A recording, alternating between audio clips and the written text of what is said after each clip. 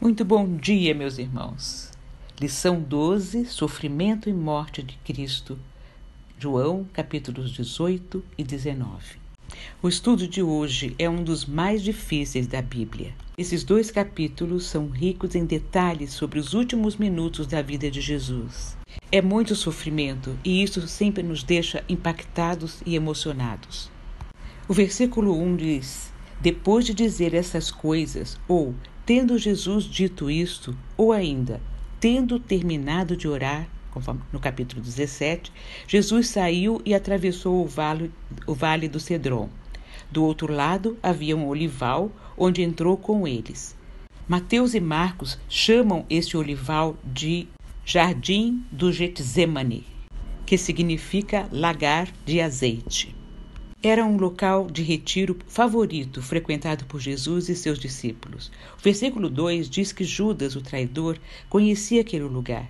Muitas vezes devia ter estado ali com Jesus quando ainda participava do grupo dos 12. Facilmente seria um lugar lembrado por ele para procurar Jesus. O ódio dos judeus contra Jesus tinha chegado ao ponto máximo. O acordo entre os fariseus e Judas Iscariotes para que ele entregasse Jesus já estava feito, só esperando uma oportunidade para que o plano da traição fosse executado sem alvoroço. Lucas 22. Estava se aproximando a festa dos pães sem fermento, chamado Páscoa, e os chefes dos sacerdotes e os mestres da lei estavam procurando um meio de matar Jesus, mas tinham medo do povo. Então Satanás entrou em Judas, chamado Iscariotes, um dos 12. Judas dirigiu-se ao chefe dos sacerdotes e aos oficiais da guarda do templo e tratou com eles como poderia entregar Jesus. A proposta muito os alegrou e lhes prometeram dinheiro. Ele consentiu e ficou esperando uma oportunidade para lhes entregar Jesus quando a multidão não estivesse presente.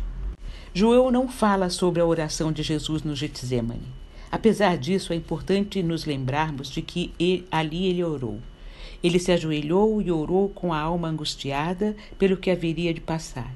Lucas descreve esses momentos. Versículo 39. Como de costume, Jesus foi para o Monte das Oliveiras e os seus discípulos o seguiram. Chegando ao lugar, ele lhes disse: orem para que vocês não caiam em tentação. Ele se afastou deles a uma pequena distância, ajoelhou-se e começou a orar. Pai, se queres, afasta de mim esse cálice, contudo não seja feita a minha vontade, mas a tua. Apareceu-lhe, então, um anjo do céu que o fortalecia. Estando angustiado, ele orou ainda mais intensamente, e o seu suor era como gotas de sangue que caíam no chão. Nos emociona lermos esses trechos. Jesus está prestes a enfrentar o pior momento da sua vida. Uma expectativa horrível envolve a sua alma. E a sua primeira atitude é ir embora orar.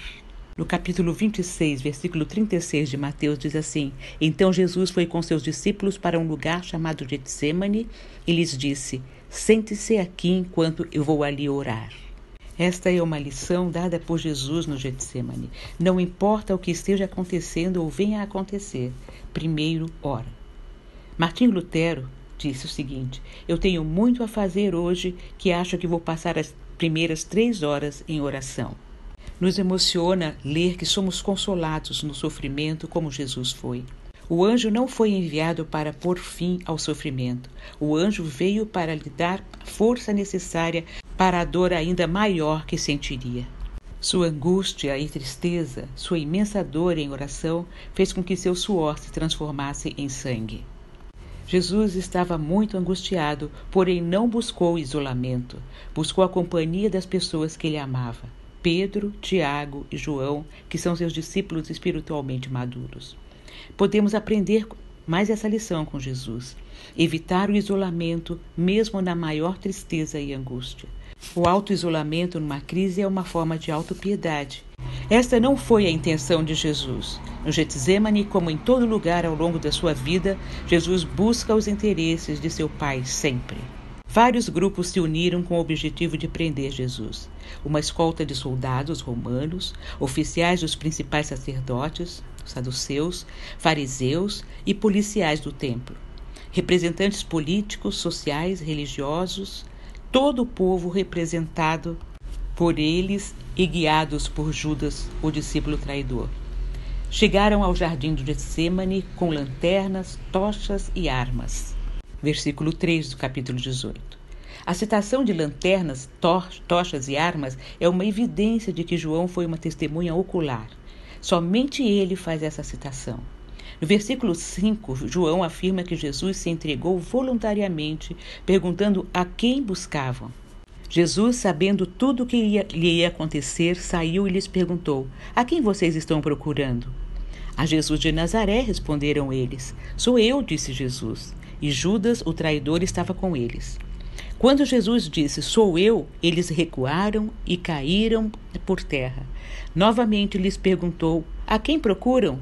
Eles disseram, a Jesus de Nazaré. Respondeu Jesus, já disse a vocês que sou eu. Se vocês estão me procurando, deixem ir embora estes homens. Isto aconteceu para que se cumprissem as palavras que ele dissera, não perdi nenhum dos que me deste.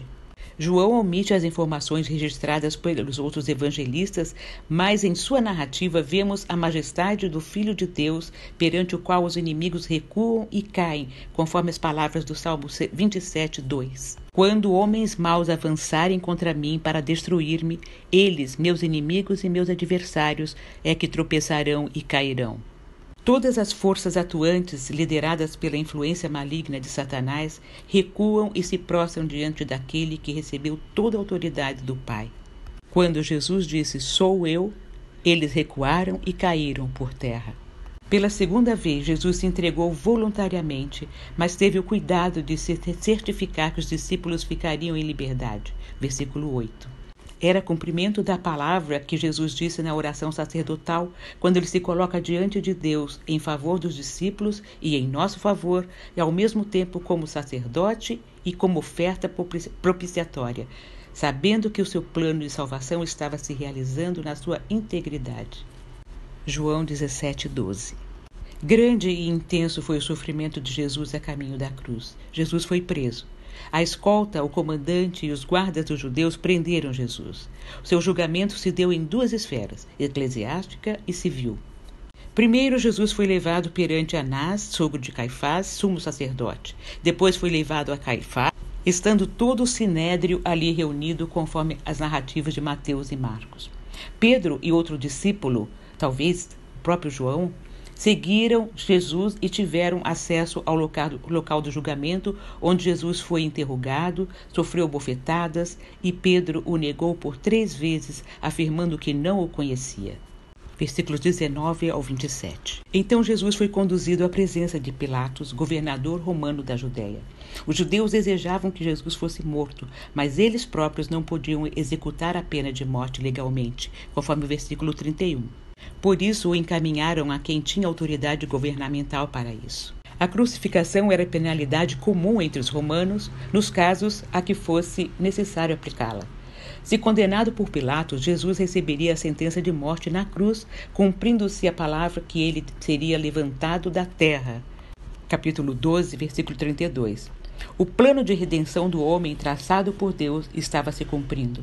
O sofrimento de Jesus, em nosso favor, também aumentava. Tendo interrogado a Jesus, Pilatos concluiu que as acusações feitas pelos judeus se baseavam em fundamentos frágeis, chegando a declarar, eu não acho nele crime algum, versículo 38 do capítulo 18. Ainda assim, atendeu ao clamor dos judeus que pediam a crucificação de Jesus. Em meio a humilhações e açoites cruéis, com uma coroa de espinhos na cabeça, Jesus foi condenado à morte de cruz. A caminho do lugar chamado Calvário, ou Gólgata, no hebraico, o próprio Jesus levou sobre si a cruz em que seria pendurado. Capítulo 19, versículo 17. Essa informação que João nos dá faz entender que somente depois chamaram Simão para carregar a cruz de Jesus. Jesus foi crucificado. As humilhações e o tratamento desumano não cessaram. Estando ele já no alto da cruz, repartiram as suas vestes e lhe deram vinagre para beber quando ele disse que sentia sede. Todos esses acontecimentos, no entanto, eram cumprimento das Escrituras a seu respeito. Salmo 22, 18 e 69, 21. Logo após beber o vinagre, Jesus exclamou, está consumado. Versículo 30 do capítulo 19 de João. E rendeu o espírito. Estava consumada a missão que trouxe Jesus a este mundo. Depois disto, José de Arimateia, que era discípulo de Jesus, porém de uma forma oculta porque tinha medo dos judeus, providenciou o sepultamento do mestre. Ele retirou o corpo de Jesus da cruz e, junto com Nicodemos, aquele com quem Jesus conversou sobre o novo nascimento, levou-o para a sepultura. O corpo de Jesus foi colocado num sepulcro novo, onde ninguém havia sido posto. Capítulo 19, versículo 41. A missão foi encerrada. Tudo consumado.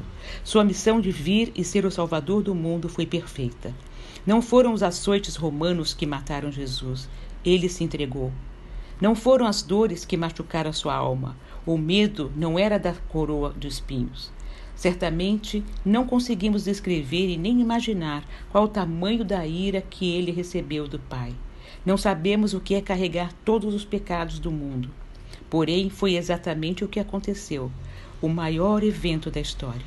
Jesus nasceu, viveu e morreu de fato. Não foi uma história criada pelo mundo e nem pela mitologia.